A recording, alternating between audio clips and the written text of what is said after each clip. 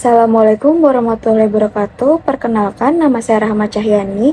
Di sini saya akan menjelaskan poin-poin penting yang ada di Coursera, tata kelola perusahaan dan manajemen risiko. Di modul pertama yaitu tata kelola perusahaan atau corporate governance. Tata kelola perusahaan adalah sistem dan prinsip yang mengatur bagaimana sebuah perusahaan dijalankan serta diawasi agar tetap transparan, akuntabel, dan beretika. Tujuannya adalah memastikan semua keputusan bisnis dilakukan dengan penuh tanggung jawab demi kepentingan pemegang saham, karyawan, pelanggan, dan masyarakat. Struktur tata kelola biasanya melibatkan dewan direksi, komite audit, dan manajemen yang bekerja sesuai dengan aturan serta kebijakan internal.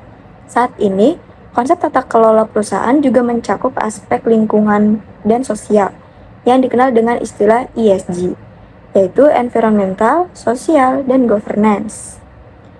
Lalu ada yang modul kedua, prinsip manajemen risiko dan value at risk atau VAR. Setiap perusahaan pasti menghadapi risiko baik karena perubahan besar, kondisi ekonomi maupun faktor internal. Manajemen risiko membantu perusahaan mengenali, mengukur, dan mengendalikan potensi kerugian agar tidak mengganggu keberlangsungan bisnis. Salah satu alat yang digunakan untuk mengukur risiko adalah value at risk atau VAR, yaitu perhitungan seberapa besar kerugian maksimum yang mungkin terjadi dalam jangka waktu tertentu dengan tingkat keyakinan tertentu. Misalnya, jika VAR harian sebesar 1 juta pada tingkat kepercayaan 95%, berarti dalam 100 hari hanya 5 hari kemungkinan kerugian lebih dari 1 juta. Dengan memakai ukuran ini, perusahaan bisa menentukan batas resiko yang dapat diterima serta menyiapkan langkah antisipasi yang tepat. Lalu ada modul ketiga yaitu transaksi korporasi dan strategi. Transaksi korporasi adalah keputusan bisnis yang besar yang dilakukan perusahaan untuk mencapai tujuan strategisnya, seperti memperluas pasar, meningkatkan efisiensi, atau memperkuat posisi kompetitif. Sebagai contohnya, Gojek dan Tokopedia bergabung menjadi Goto untuk menggabungkan layanan transportasi dan e-commerce dalam satu ekosistem digital.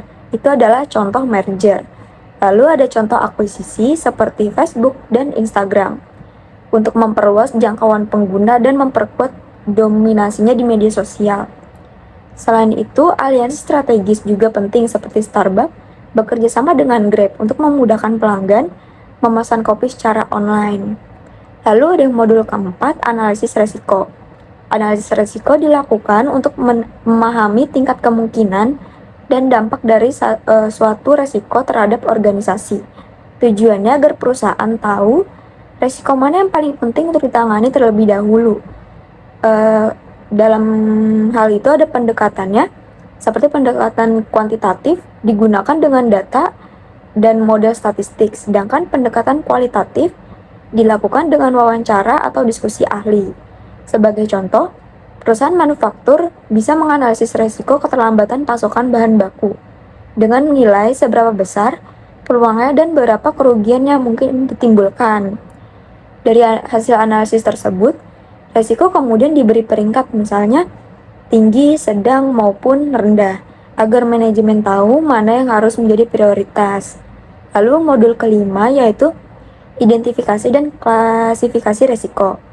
Langkah awal dalam manajemen risiko adalah mengidentifikasi semua potensi risiko yang dapat mengganggu pencapaian tujuan organisasi.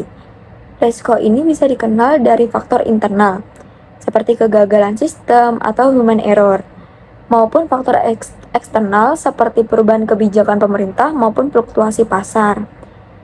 Setelah itu, risiko diklasifikasikan menjadi beberapa kategori seperti risiko operasional, keuangan, hukum, strategis, dan reputasi. Semua informasi risiko dicatat dalam risk register yang berisi tingkat kemungkinan, dampak, tanggung jawab, dan rencana mitigasi. Contohnya, bank biasanya memiliki risiko kredit atau gagal bayar nasabah, risiko likuiditas, dan risiko reputasi. Dengan identifikasi yang baik, manajemen dapat merancang strategi pengendalian yang sesuai dan memastikan setiap risiko ditangani oleh pihak yang berkompeten. Lalu ada modul yang keenam, asuransi dan transfer risiko. Tidak semua risiko harus ditanggung oleh perusahaan sendiri. Jadi sebagian resiko bisa dipindahkan ke pihak lain, misalnya melalui asuransi atau kontrak keuangan. Dengan membayar premi, perusahaan bisa melindungi diri dari kerugian besar yang tidak dapat diprediksi, seperti kebakaran, bencana alam, atau kehilangan aset. Contohnya, maskapai penerbangan membeli asuransi pesawat untuk menghindari kerugian besar jika terjadi kecelakaan atau kerusakan. Sedangkan perusahaan ekspor impor dapat menggunakan kontrak forward untuk mengunci nilai tukar mata uang di masa depan sehingga terhindar dari fluktuasi kurs. Namun keputusan untuk mentransfer risiko harus seimbang antara biaya premi dan manfaat perlindungannya agar perusahaan tetap efisien secara finansial. Lalu modul yang ketujuh, eksekusi strategi dan faktor manusia.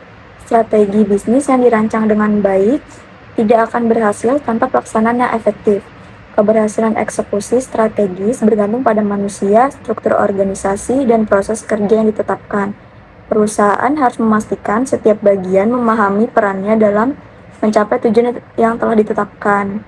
Faktor manusia menjadi elemen kunci kepemimpinan yang kuat, komunikasi yang jelas, dan budaya kerja yang mendukung kolaborasi sangat mempengaruhi hasil akhirnya. Untuk membantu implementasi, perusahaan dapat menggunakan alat seperti bisnis model canvas untuk memetakan hubungan antar elemen bisnis. Sebagai contoh, perusahaan Apple dikenal sukses dalam mengeksekusi strategis inovasinya karena memiliki budaya kerja yang fokus pada kreativitas, kualitas, dan kerjasama tim. Dengan kombinasi tata kelola yang baik dan peran manusia yang solid, strategi perusahaan dapat dijalankan secara efektif dan menghasilkan keunggulan yang kompetitif dan yang berkelanjutan. Sekian video dari saya, mohon maaf atas kekurangannya. Terima kasih. Wassalamualaikum warahmatullahi wabarakatuh.